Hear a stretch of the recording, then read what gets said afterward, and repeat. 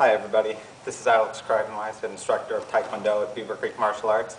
Today we're going to talk about one of the things that takes really long for novice students to develop, and that's the correct travel and the hip strength to throw correct roundhouses and side kicks. And there are a couple drills that kind of break down the kick into individualized parts we're going to talk about that help not only figure out the mechanics of the kick, but help strengthen your hip flexors and hip stabilizers to be able to throw the kick accurately and strongly. So the first thing we want to talk about is the distinction between a roundhouse kick and a side kick. So to exhibit, a roundhouse kick points the knee at its target and extends at the knee with a pointed toe to hit with the top of the foot. So instead of coming straight out, it comes around towards the side of the target like so. Note that I point my toe at the target at its apex, but I'm really aiming with my kneecap. When I load up, my knee is headed right towards the target. A side kick, conversely, I'm going to pull my knee all the way around to the side, exposing the bottom of my foot. I'm aiming at my target with the bottom of the foot, not the knee.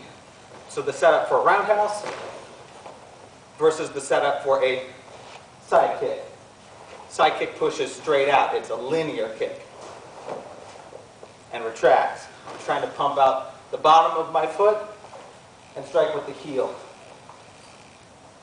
But developing the kind of flexibility and coordination often requires a novice student to break things down. So we're going to try two drills today, one specific to the side kick and another specific to the roundhouse kick. For the roundhouse kick, what we want to do is lay the student on the floor. So their legs are completely extended, their shoulder on the floor. It's often easier for students to put their arm fully on the ground,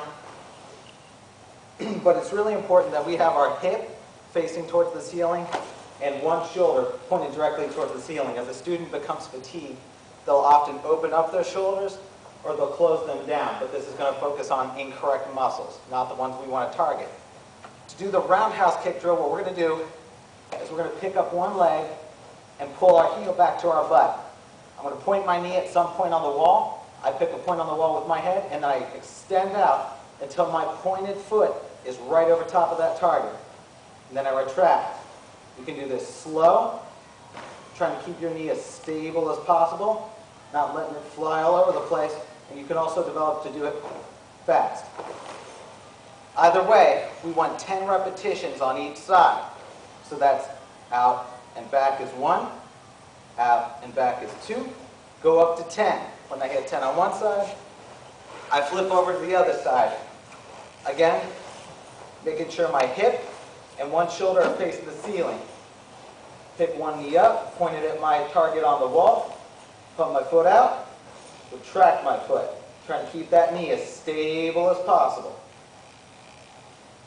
Do a few slow, do fast, but work up to sets. All right, the next drill we're going to do functions off the same setup where you're laying on your side, one hip towards the ceiling, same shoulder up towards the ceiling, but we're going to emulate a side kick, not a round kick. So as I said before, what I'm aiming with is the heel of my kicking foot, not the knee.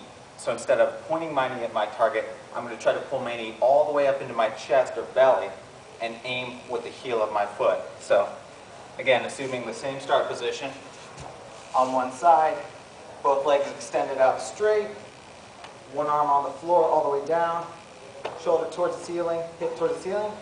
I pull one leg up. Now, instead of like pulling your foot back to do the roundhouse drill, I'm going to try to pull my knee all the way up towards my head. This is going to point the heel of my kicking foot at the target on the wall I've chosen, and then I'm going to try to push out in a straight line towards my target, and then back. Once again, straight line. If you get a little bit of deviation, that's okay, but you want to be thinking in straight lines. And out. What you don't want to see is that knee lock straight and then pump the foot out. That's just knee extension. We want hip extension. So press everything out straight and pull it back. Another thing you don't want is the knee to turn up so that your toes and knee are pointed towards the ceiling, and you don't want the knee to dip down and touch the ground. Knee's got to stay up. That's part of what's training our hip. Out, return. And to do 10 on one side, flip over to the other side, And I got 10 more to go. Out.